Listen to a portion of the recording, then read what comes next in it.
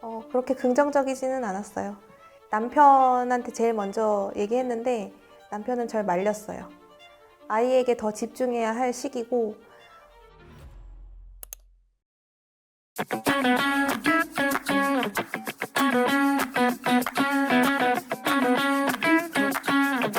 네, 안녕하세요. 제 이름은 연빛나리입니다. 저는 코드 스테이츠 백엔드 엔지니어링 과정을 39기로 수료했습니다. 제가 초등학교 때 적성검사에서 컴퓨터 프로그래머가 저에게 가장 잘 맞는 직업이라는 결과가 여러 번 나왔었습니다. 항상 그게 마음에 남아 있었어요. 문제가 주어지고 그 문제를 푸는 것을 좋아하는 성격이기도 해서 어쩌면 나는 내가 갔어야 할 길을 가지 않은 게 아닌가? 그런 생각도 있었습니다. 또 저는 아기 엄마입니다. 우리는 다문화 가족이에요. 저는 혼자 30개월 된 아기를 키우고 있고 남편은 인도에서 복무 중입니다. 제가 왜 이렇게 개인적인 얘기를 하냐면 개발자가 되려던 현실적인 이유가 여기에 있기 때문이에요. 남편이 외국인이고 나는 언젠가 한국을 떠나야 할 사람인데 한국을 떠나면 당연히 내 커리어는 끊기니까 그걸 막을 수 있는 유일한 방법이 개발자가 되는 것이었습니다. 개발자가 되면 어떨까 하는 생각은 네팔에서부터 했었어요. 가르치던 학생들이 다 공과대학이어서 더 접할 기회가 많아서 그랬던 것 같아요. 그리고 결국 작년에 마음을 먹었는데 그건 나이가 제가 들수록 스스로 너무 전문성이 없다는 생각이 들었기 때문이었어요. 저는 정말 여러 가지 일을 할 수 있지만 전문가는 아니었어요. 마케터로 일하면서 만난 개발자들, 네팔과 파키스탄에서 만난 그 개발하는 여행자들에게서 본 그 여유, 그런 게 저도 갖고 싶었어요. 전문가이기 때문에 갖고 있는 그런 여유요. 그건 아마 내가 어떤 분야에서 일가를 이루었다는 자신감, 노력으로 어떤 경지를 이루었고 그 노력은 내 두뇌를 이용한다는 점에서 스스로 매일 스마트하다고 느끼는 것 같았어요. 그리고 그 자신의 능력을 사회에서 인정받고 보상받고 있는 것도 너무 마음에 들었어요. 육아가 가장 어려웠어요. 더 정확하게는 육아랑 학습을 병행하는 거, 시간 관리가 가장 힘들었습니다. 진짜 매일매일이 도전이었어요.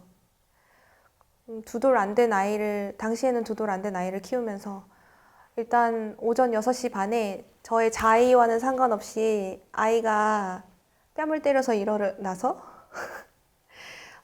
일어난 아이를 챙기고 밥도 먹이고 어린이집 보내고 그러고 나면 9시 돼서 부랴부랴 집으로 돌아와서 9 to 6 공부하고 그리고 다시 육아로 돌아가야 했어요. 그러면 또 아이 저녁 먹이고 씻기고 놀아주고 재우고 나면 아무리 빨라도 9시 반 그때부터 다시 1시까지 공부해야 했어요. 그렇게 공부하지 않으면 제가 따라갈 수가 없었거든요. 이런 생활을 몇 주 하다 보니까 수면 부족에 시달리게 됐어요. 근데 그렇게 한다고 해서 뭐가 나아지는 것 같지도 않았어요. 진짜 아무것도 모른다는 그 패배감 때문에 너무 힘들었어요.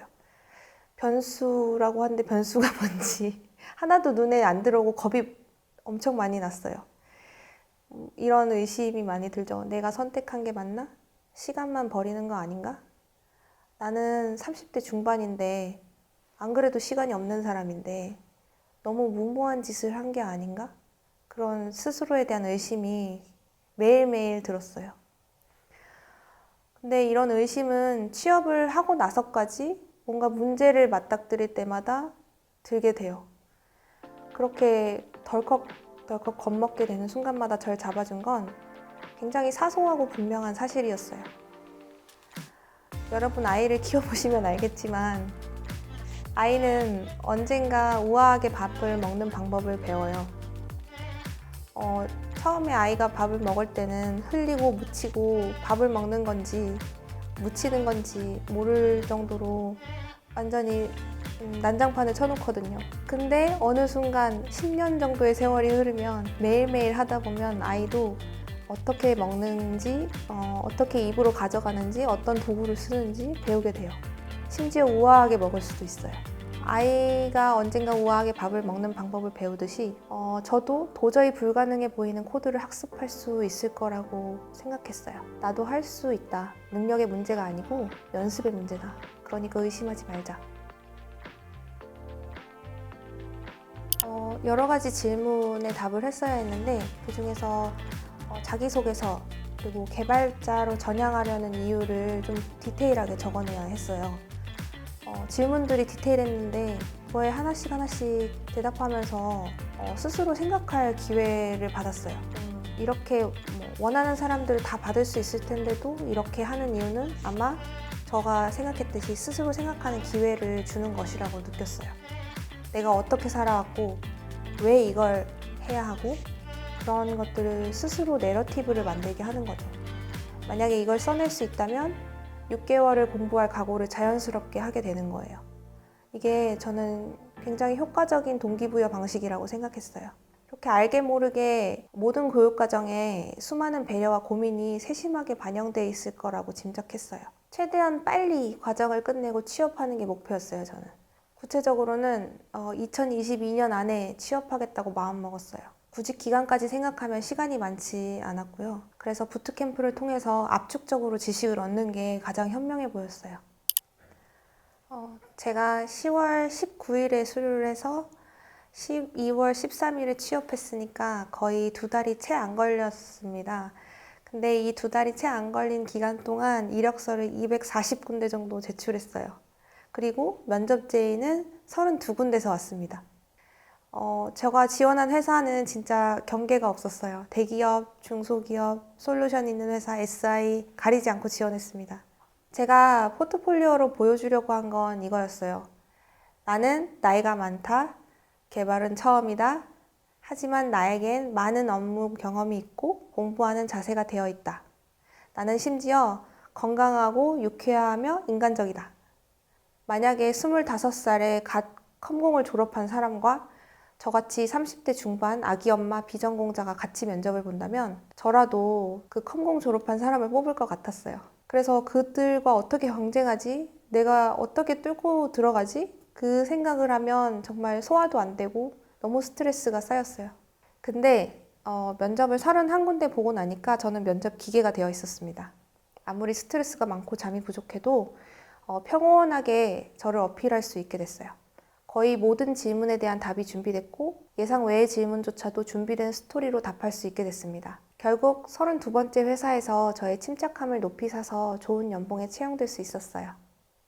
저는 비전공자, 문과 출신, 그리고 35세 코딩을 배워서 취업까지 했습니다.